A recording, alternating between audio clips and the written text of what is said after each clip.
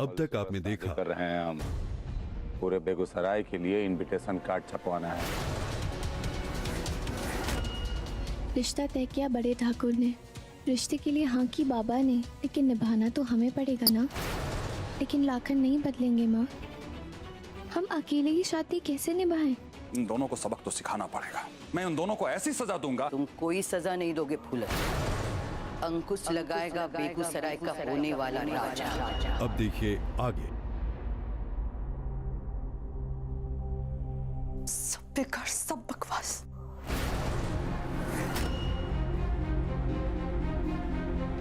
बंद कीजिए ये सब। ये कर क्या रहे हम लोग? पागल हो गए का? हालत देखिए इसकी। आप लोग ना कुछ मत कहिए, करते रहिए। हम ये नहीं होने देंगे।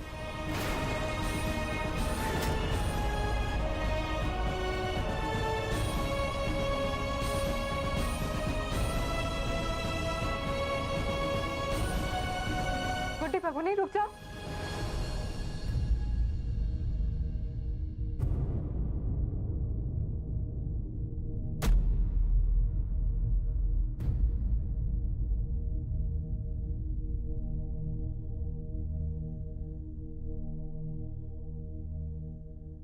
अरे दूध का जैसा साफ वाला फैसला है, फिर भी काहे इतना टाइम लगा रहा है बड़ी अम्मा और भाई साहब हैं? अरे कोई दरवाजा खटखटाओ जी।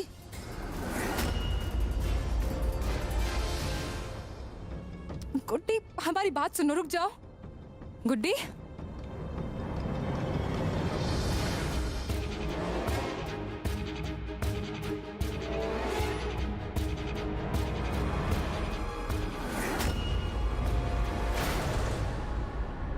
गुड्डी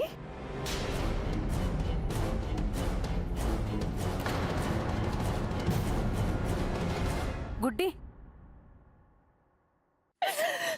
छोटी दादी, अभी भी 102 बुखार है उससे। वो ठीक से उठ भी नहीं सकती।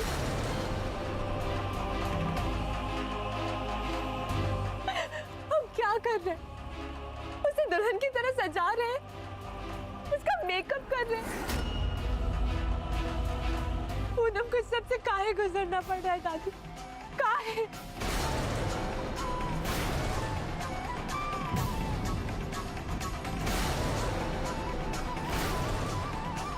हम पूनम को ऐसे नहीं देख सकते। हम तो कुछ कर भी नहीं सकते। आप लोग ऐसा होते हुए कैसे देख सकते हैं?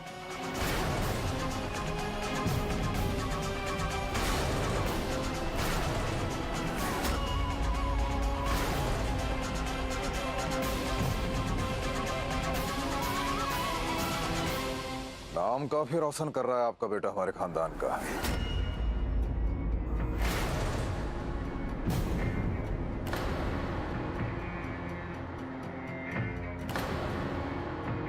आज तक अपना छोटा भाई समझ के उसका हर गलती माफ करते आए हैं।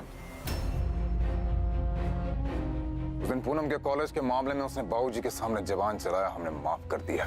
साफ साफ बोलो, तुम कहना क्या चाहते हो? हम नहीं चाहते हैं कि हमारी होने वाली धर्मपत्नी कॉलेज पढ़ने के लिए जाए। तिवारी के लौंडे को पीट के आया, उस पे हाथ उठाया, हमने उंगली नहीं उठने दिया उस पे। उस दिन मोहल्ले में सबके सामने हमारे साथ बदसलूकी किया, हाथापाई किया, हमने गले लगा के माफ कर दिया उसे।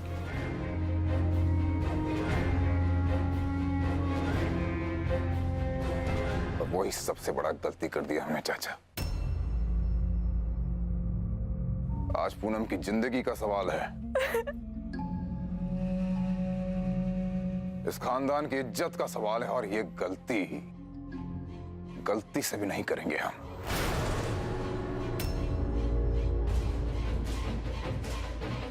इंफॉर्मेशन दे रहे हैं आपको कि अगर जो लाखन आज बारात लेके आया तो गोली मार दी।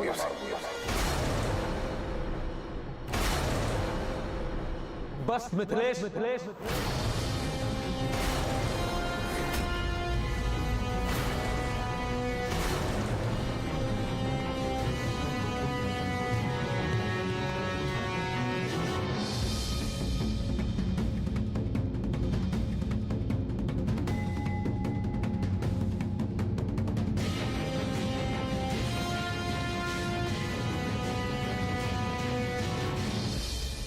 अगर चुप हैं तो इसका मतलब ये नहीं, तुम्हारे मन में जो आए बक दो। और ये बंदूक गोली का धमकी किसे दे रहे हो तुम? तुमने अपनी जिंदगी में जितनी गोली देखे हो ना, उससे कहीं ज्यादा गोली हम दागे हैं।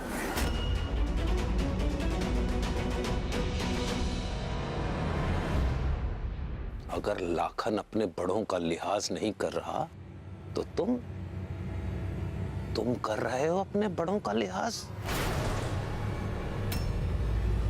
अगर लाखन अपने गुस्से की वजह से पुन्नी से शादी करना चाहता है तो तुम अपने घमंड की वजह से उस नचनिया को यहां रखे हुए हो।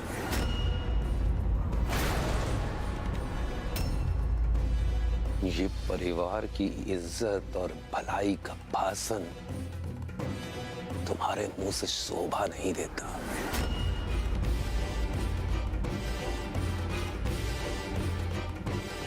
क्या यही सीखे हो भाई साहब से?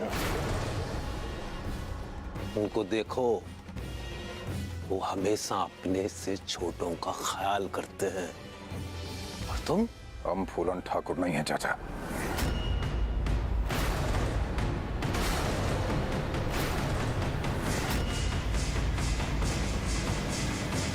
हमें नहीं उनके जितना बर्दाश्त करने का क्षमता।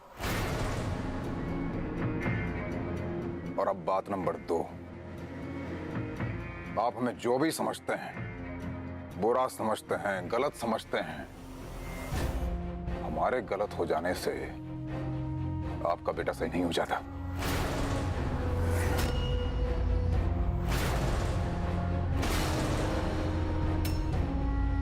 इसलिए याद रखिएगा, जब तक पिताजी का फैसला नहीं आता, हमारे फैसले पे अमल होगा, बात खत्म।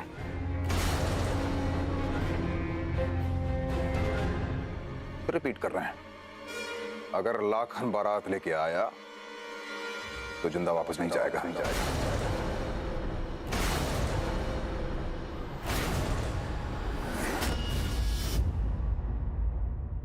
अब फैसला आपको करना है चाचा कि जब पहला गोली चलेगा आप बड़ी हवेली की तरफ खड़े होंगे या अपने बेटे की तरफ?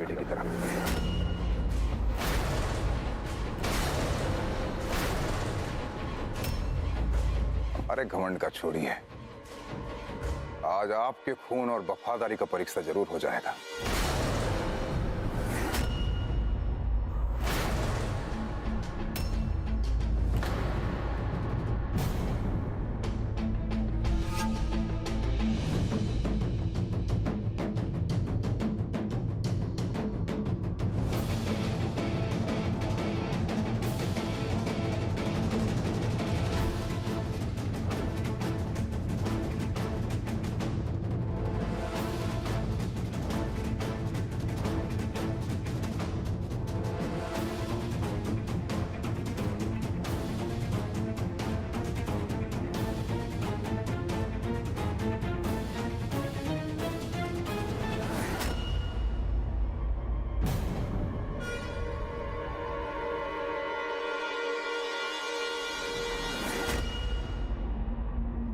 तैयार हैं साहब?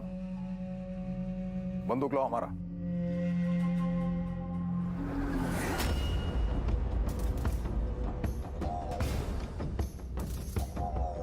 पगला गए हो?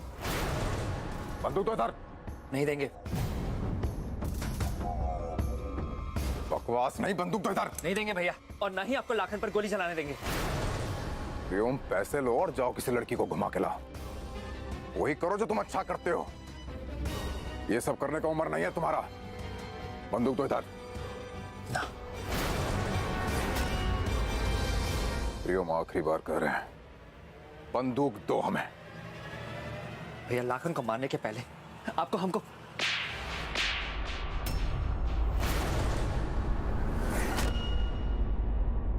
हमारे भाइयों के हमारे खिलाफ जा रहे हो?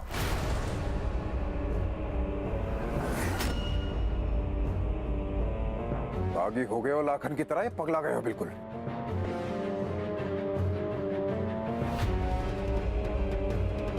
ये पागलपन वाला खेल देखकर घर के सभी लोग पागल ही तो हो जाएंगे।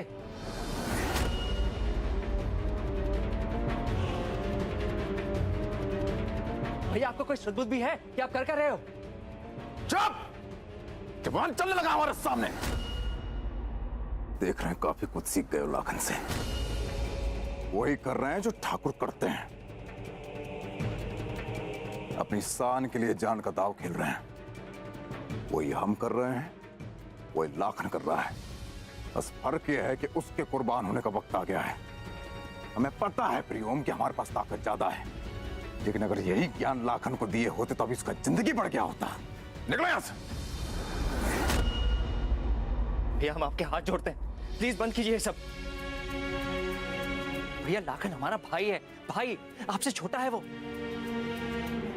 आपने अपने कंधों पर बिठाकर घुमाया उसे भैया, अपने हाथों से खाना खिलाया है। हम जानते हैं उससे भूल हो गई है, लेकिन आप प्लीज माफ कर दीजिए उसको। भैया हम समझाएंगे उसे।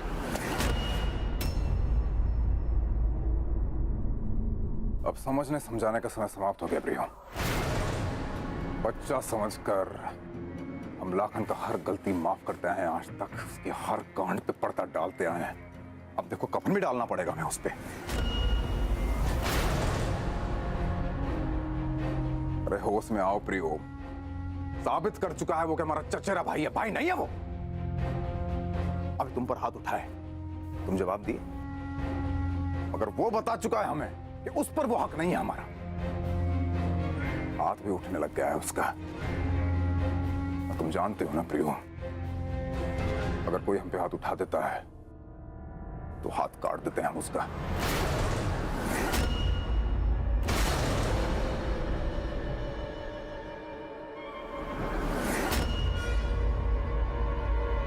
जाओ ढूंढो उसे।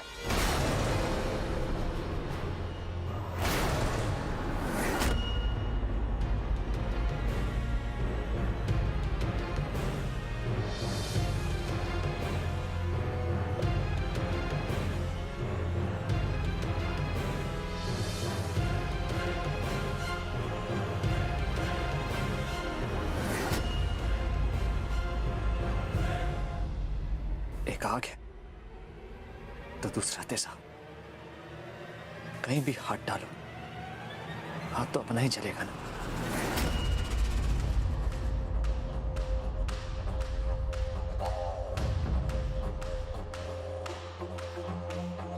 हाथ जोड़े, पैर पड़े, लेकिन किसी को कुछ न सुनाई देता है न दिखाई देता है। चलो हम भी आंखें मूंद लेते हैं अपनी। चलो हमको कोई फर्क नहीं पड़ता किसी से।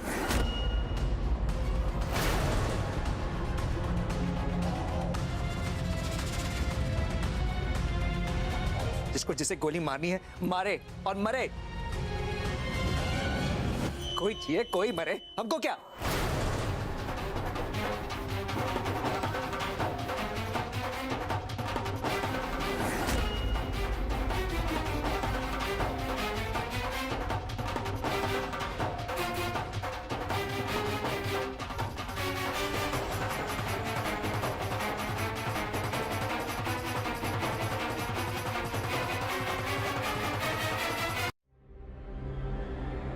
प्रियोम भैया,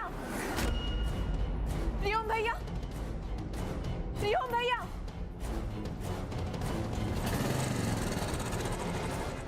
भैया आप पूनम को ऐसे छोड़ के कैसे जा सकते हो? गुड्डी हैंडल छोड़ो। नहीं छोड़ेंगे। भैया आप जानते हो ना, अगर लाखन भैया और मिथिलेश भैया को रोका ना गया तो क्या होगा? पापा भी कुछ नहीं बोल रहे हैं। आप ही को कुछ करना होगा भैया। आपको कोई फर्क नहीं पड़ता इस सबसे, और हम तो कहते हैं तुम दोनों को भी नहीं पढ़ना चाहिए। जाओ जाकर जी लो अपनी जिंदगी जब तक जी सकते हो। कल को पता नहीं क्या जबरदस्ती करें ये लोग तुम्हारे साथ। चलो हटो अभी। भैया रुको।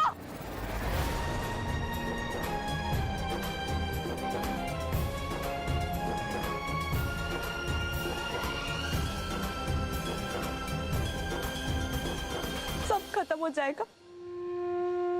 पापा और बड़ी दादी किसी को रोक नहीं रहे, लाखन भैया और मिथिलेश भैया किसी की सुन नहीं रहे, प्रियोम भैया भी छोड़ के चले गए।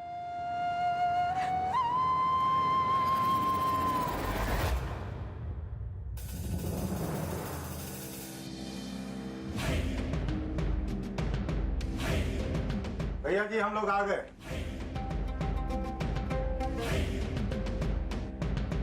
सुने हैं मिथिलेश भैया पूरी तैयारी के साथ घात लगाकर बैठे हैं। तुम लोग भी तैयारी शुरू कर दो। जी भैया। आज तक जो हाथ बंदूक लेकर जिसके पीछे खड़े होते थे, आज उसके सामने खड़े होंगे।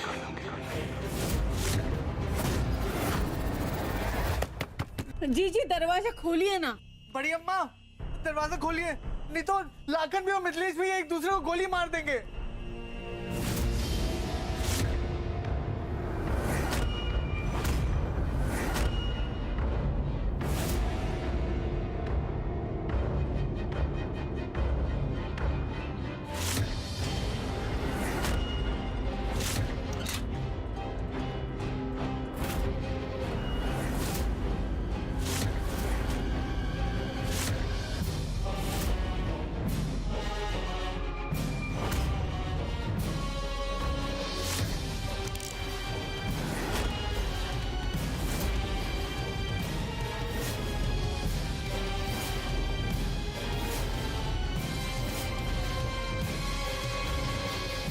जी दरवाजा खोलिए ना जी।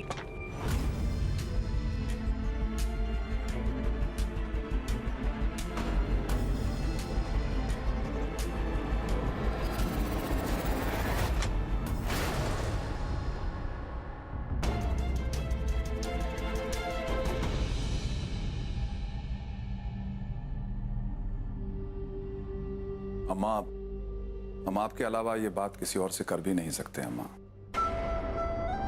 लेकिन सच्चाई ये है कि मन बहुत घबरा रहा है। ऐसा लग रहा है जैसे बारूद के बिसात पर हम बेगूसराय का उत्तराधिकारी ढूंढने की कोशिश कर रहे हैं। अगर इस घर का कोई भी बेटा इस परीक्षा में सफल नहीं हुआ तो मर मिट जाएंगे सारे बच्चे।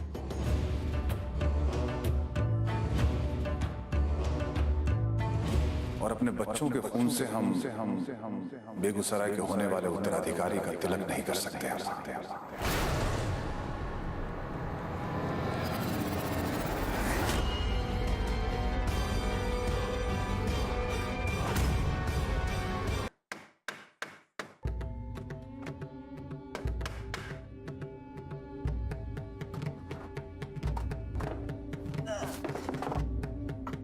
ये ठीक है।